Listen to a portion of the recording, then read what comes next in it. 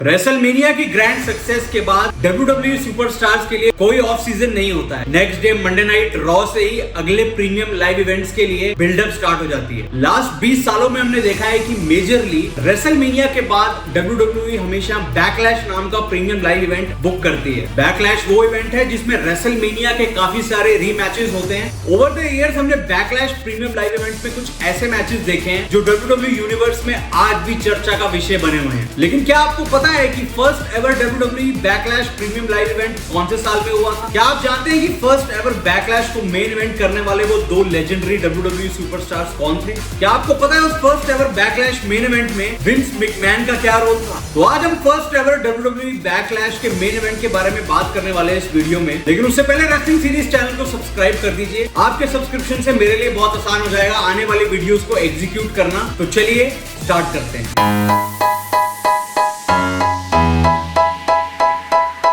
25 अप्रैल 1999 वो डेट है जिस दिन WWE ने अपना first ever backlash premium live event book किया था। पहले इसका नाम बैकलैश इन योर हाउस होना था, लेकिन इन योर हाउस सीरीज ड्रॉप करने के बाद WWE ने सिर्फ WWE बैकलैश के नाम से इस प्रीमियम लाइव इवेंट को प्रमोट किया। अटेंडेंस की बात करी जाए तो 10,940 लोगों ने इस फर्स्ट एवर बैकलैश को अटेंड किया था Providence civic centre, Providence, Rhode Island में। मैच कार्ड में hardcore, tag team championship, intercontinental championship matches तो थे ही, लेकिन साथ में एक स्पेशल अट्रैक्शन मैच भी था जो कि था Mankind versus big show in a boiler room brawl. Backlash 1999 के मेन इवेंट में स्टोन कोल्ड स्टीव ऑस्टिन अपनी WWE चैंपियनशिप डिफेंड कर रहे थे द रॉक के साथ, और ये एक रेसलमेनिया 15 का रीमैच था। 96-97 वो साल था जब WWE में Stone Cold Steve Austin company की टॉप पोजीशन की ओर तेजी से बढ़ रहे थे। 1996 किंग ऑफ द अपने नाम करने के बाद ऑस्टिन ने 1997 में ब्रेट हार्ट और हार्ट फाउंडेशन के साथ ऐसी धूम मचाई कि WWE यूनिवर्स ऑस्टिन की फैन हो गई।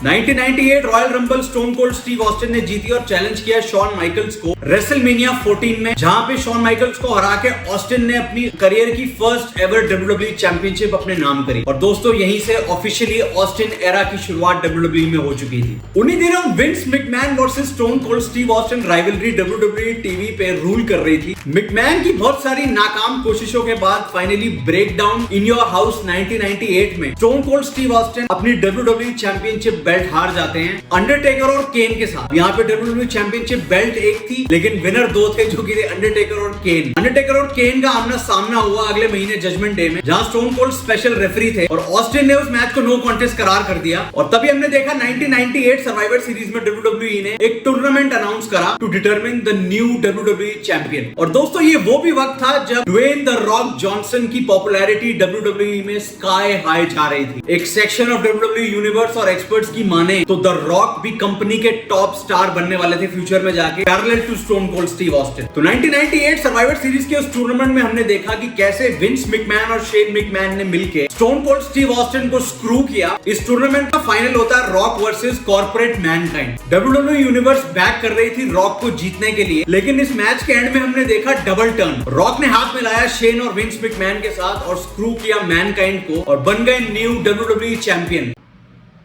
Corporate champion. रॉक एक हील बन गए थे और 1998 सर्वाइवर सीरीज के एंड में स्टोन कोल्ड स्टीव ऑस्टिन आते हैं और रॉक की पिटाई कर देते हैं। और इसके बाद एक चीज तो क्लियर थी कि ऑस्टिन और रॉक का आमना सामना WWE चैंपियनशिप के लिए डाउन द लाइन जरूर होने वाला है। Saint Valentine's day massacre 1999 WrestleMania से पहले ये एक प्रीमियम लाइव इवेंट हुआ था। स्टोन कोल्ड स्टीव ऑस्टिन ने चैलेंज किया था विंस मैकमैन को एक केज मैच में, और इस मैच की स्टिपुलेशन ये थी कि अगर stone Cold Steve Austin Vince McMahon को हरा देते हैं तो फिर वो चैलेंज करेंगे रॉक को रेसलमेनिया में फॉर WWE चैंपियनशिप। ये मैच जीत के ऑस्टिन ने चैलेंज किया रॉक को रेसलमेनिया 15 में और रॉक को हरा के ऑस्टिन बन गए WWE चैंपियन। 1999 दोस्तों वो वक्त था जब कॉर्पोरेशन के अंदर रॉक अपने आप को सबसे ऊपर समझते थे। वहीं दूसरी ओर शेन मैकमैन ये दिखाना चाहते थे कि विंस मैकमैन के साथ मिलके वो दोनों WWE को रूल करते हैं। रेसलमेनिया 15 के बाद मंडे नाइट रॉ के एक एपिसोड में रॉक और शेन मैकमैन दोनों एक दूसरे को ब्लेम करते हैं कि उनकी वजह से WWE चैंपियनशिप कॉर्पोरेशन के हाथ से निकल गई। वहीं कुछ हफ्तों बाद हमने देखा कि रॉक ने स्टोन कोल्ड स्टीव ऑस्टिन की स्मोकिंग स्कल बेल्ट चुरा ली और स्टोन कोल्ड को एक ब्रिज से धक्का मार के पानी में फेंक दिया। तो बैकलैश 1999 में मैच बुक होता है stone Cold Steve Austin versus the rock for the WWE championship. ये एक नो होल्ड्स बार्ड मैच था और शेन मैकमैन इस मैच के स्पेशल गेस्ट रेफरी थे। कॉर्पोरेशन के प्लान के मुताबिक शेन मैकमैन को रेफरी इसलिए बनाया गया था कि WWE चैंपियनशिप रॉक दोबारा जीते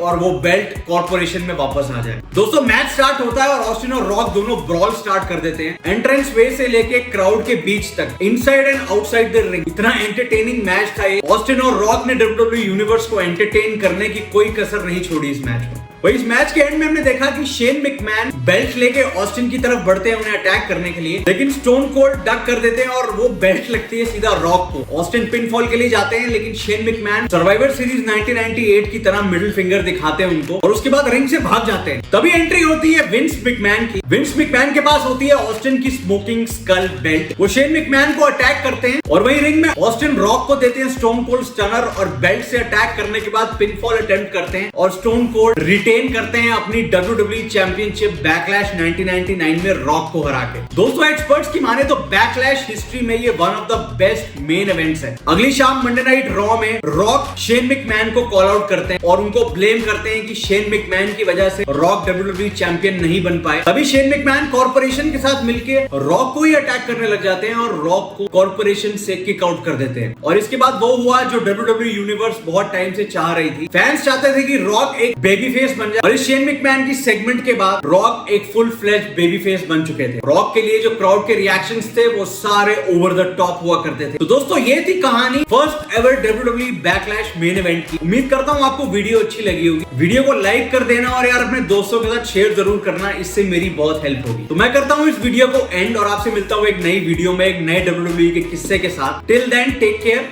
जय हिंद।